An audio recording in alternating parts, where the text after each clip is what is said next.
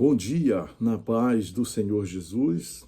Um abraço a todos. Estamos no nosso devocional Bíblia no Coração. E o texto bíblico é Atos dos Apóstolos, capítulo de número 27, versículo de número 29, que diz: E temendo ir dar em alguns rochedos, lançamos da popa 4 âncoras, desejando que viesse o dia. A história do apóstolo Paulo, que vai em direção a Roma, ele está aprisionado e vai ser conduzido a Roma, foi entregue de fato aos cuidados de um centurião chamado Júlio, da corte Augusta, né?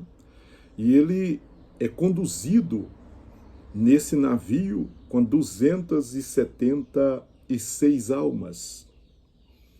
E já por alguns dias eles estão numa grande tempestade, e essa tempestade está trazendo desânimo para muitos e tristeza, porque eles não olham, ou seja, ao olhar não ver nenhuma solução para o problema. E eles estão aqui temendo dar nas rochas ou encalhar num banco de areia e acontecer o pior, que o vento destrua por completo a embarcação. Então o apóstolo está admoestando-os, né? É um homem preso, mas ele está admoestando-os, porque a palavra de Deus não está presa, e o coração desse homem está nas mãos de Deus. Esse homem tem uma liberdade gloriosa da presença de Deus, e aqui ele está transmitindo a gloriosa presença de Deus por meio de expressão de palavras e também da paz, da fé, né? E da esperança que está no seu coração. E nessa feita, nós vamos usar esta simbologia da âncora como a palavra de Deus. Então, a palavra de Deus é a âncora que sustenta a nossa alma, o nosso ser, mesmo nas maiores crises que estamos enfrentando.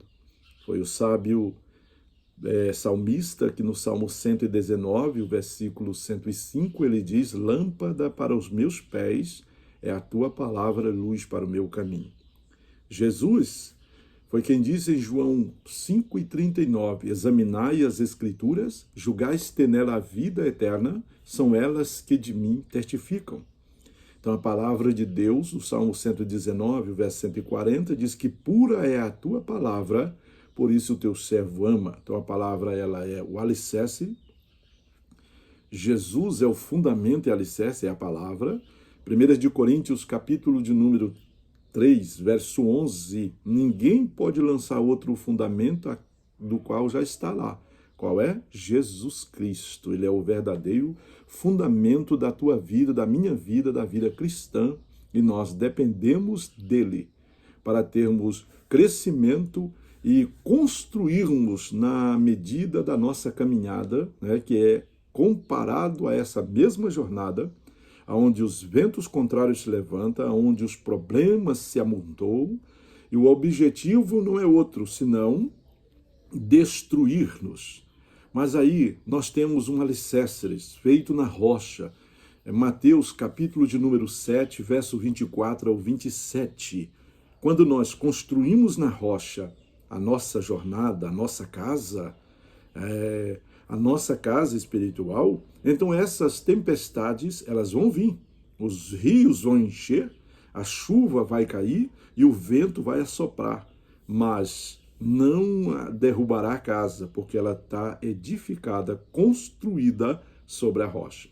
Então a palavra de Deus é essa rocha. É essa palavra que te dá, a mim e a você, sustentação.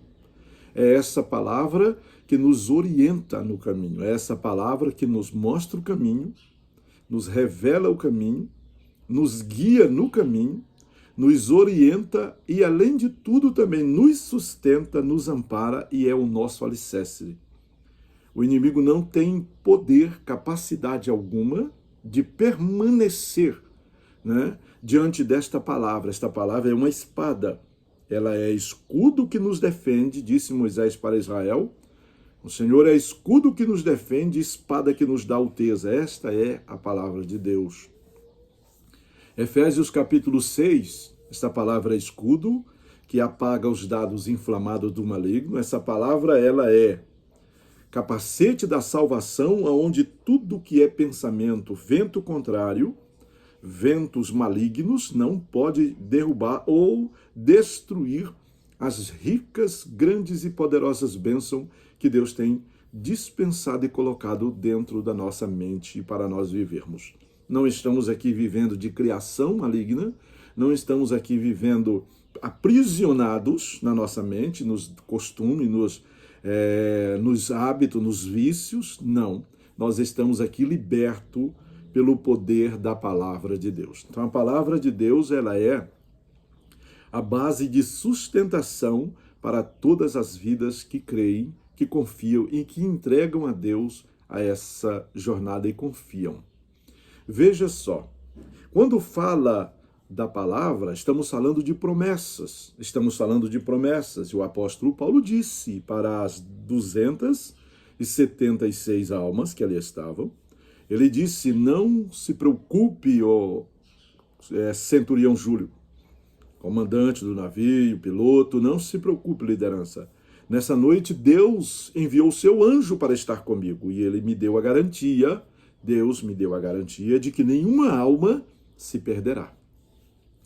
Certo? Então, além da fé que Paulo tinha, além da esperança e a paz com Deus, agora nós estamos vendo que ele está alicerçado na palavra de Deus. Então, esta é a palavra de Deus que precisa fazer parte do seu dia a dia, que precisa fazer parte da sua jornada.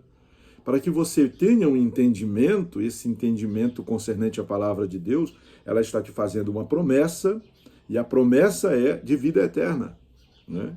A promessa é de vida eterna, pois o Senhor Jesus disse: eu dou a vida eterna às minhas ovelhas, e ninguém os arrebatará da minha mão, né? Porque aquele que me deu, o Pai, é maior. Então, nós temos segurança na pessoa de Jesus pela palavra santa, a palavra de Deus. Amamos a palavra de Deus.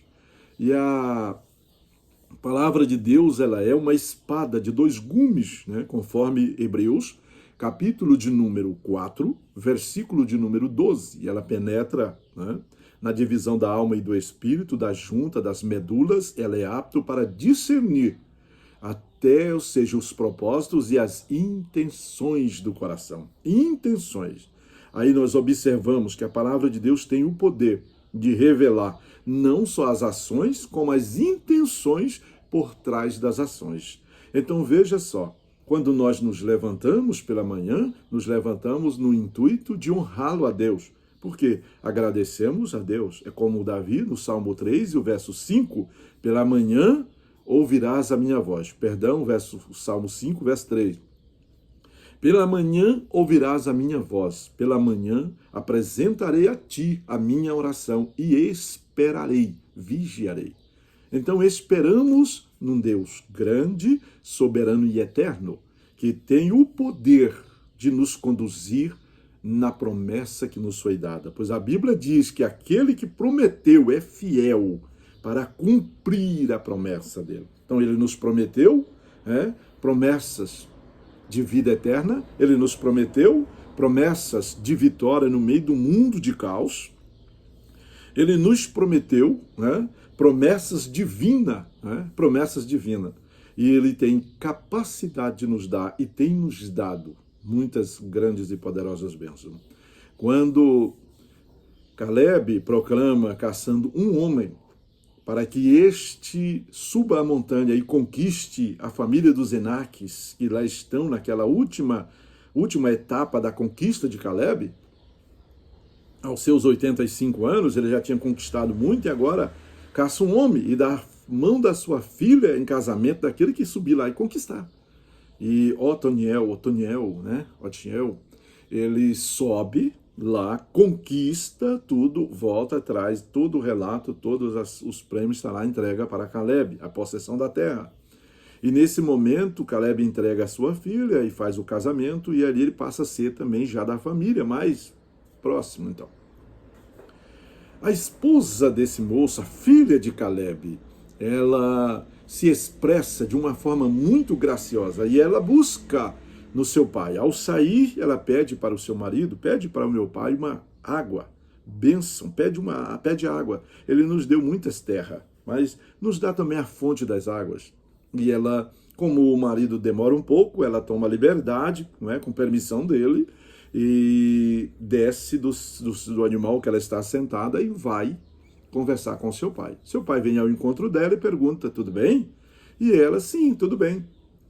E ela diz, pai, o Senhor nos deu muitas terras, dai-nos também fonte de águas. E Caleb dá-nos uma expressão, que a expressão é, e eu te darei fontes superiores e fontes inferiores. Então observe que quando nós buscamos a Deus, por meio da sua grande e poderosa palavra, Deus também nos faz a promessa de nos abençoar. E a bênção de Deus é nas bênçãos inferiores e também bênçãos superiores, isto é, bênçãos terrenas e bênçãos celestiais. Nós desfrutamos da presença de Deus pelo poder da sua palavra. Então a palavra de Deus é ela que nos dá alteza, é ela que nos levanta, é ela que nos sustenta e nos defende de toda praga, toda mazela, tudo aquilo que o inimigo tem se levantado com o objetivo de nos destruir, nos tocar, e não vai nos tocar, porque a Bíblia diz que quem é de Deus, o maligno não toca. Mas eu quero levar você ainda para uma reflexão muito importante. Quanto Deus, né, ele se compromete com esta palavra, e esta palavra honra ele, porque ela é a palavra dele. Quando Deus chama Ezequiel, no capítulo 37, para profetizar a um vale de ossos secos, que ele o conduz, leva em espírito até aquele lugar, ele mostra que aquele lugar é sem esperança, sem vida, sem nada. Ele está abandonado, jogado lá à deriva. Mas ele está procurando um homem que tenha fé, que tenha esperança e que tenha paz no seu interior e que possa pregar a palavra. É aqui que entra, na verdade, a junção ou unção gloriosa da palavra de Deus. Quando ele diz para Ezequiel, ele faz uma pergunta, pode, por acaso, esses ossos reviver? Ezequiel, profeta, filho do homem, pode? E o profeta imediatamente volta a palavra para Deus, dizendo, Senhor, tu sabes. Eu penso, analiso e medito aqui. Deus está à procura de homens que tenha convicções para pregar a palavra, para anunciar o evangelho da esperança, da transformação e da liberdade. E ele precisa de homens que têm fé, que têm paz, que têm esperança. E ele é a nossa paz, ele é a âncora da nossa fé, da nossa paz, da nossa alegria. E aqui, Ezequiel vai profetizar para um vale de ossos. E quando ele lança a palavra traz um efeito sobrenatural. O efeito que a palavra traz um barulho, né? Traz um grande barulho. Esse barulho, eu posso aqui fazer uma simples conjectura em determinados momentos aqui, pensar.